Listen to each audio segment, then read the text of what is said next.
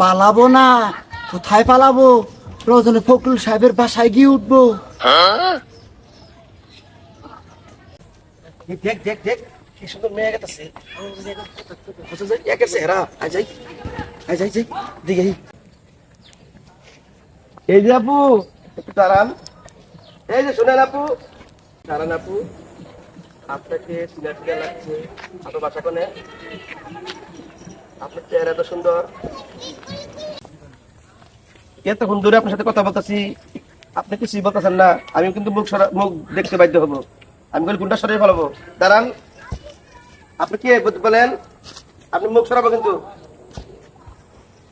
আপনি ভাই এতক্ষণ দেখে দেখেছি, দেখি মেয়া মানুষ নাই অন্য কিছু আমাকে সন্দেহ করতেছে। আসলে তো আমি চিনা পার চাই দেখি আসলে ধরনক বলা করে ধরনক। আপনি কি আমার সাথে কথা বলবেন? অনেকক্ষণ ধরে আপনাকে কথা বলতেছি আপনার সাথে। আপনি কি গুন্ডা সরিয়ে ফেলাবো? আপনি কি আমার সাথে কথা বলবেন?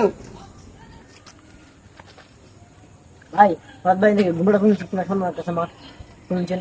আসলে তো এই মেয়েটা অনেকক্ষণ ধরে আমরা কথা বলতেছি, গুন্ডা খুলে না। আপনি গুন্ডা করলে আপনি খুলতে বাধ্য হবো এখন। এই গুন্ডা খোলো স্যার। রাত ভাই দেখুন আমি শ্বাস রাখতেছি।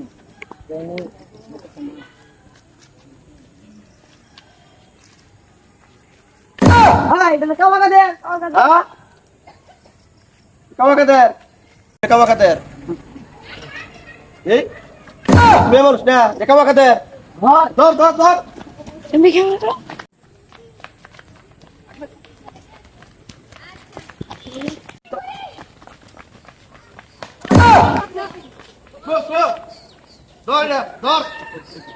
তুমি পালাবে কোথায়? আমাকে ছেড়ে দে ভাই, আমি এই দেশ থেকে চলে যাচ্ছি ভাই, আমি আর এই দেশে থাকবো না।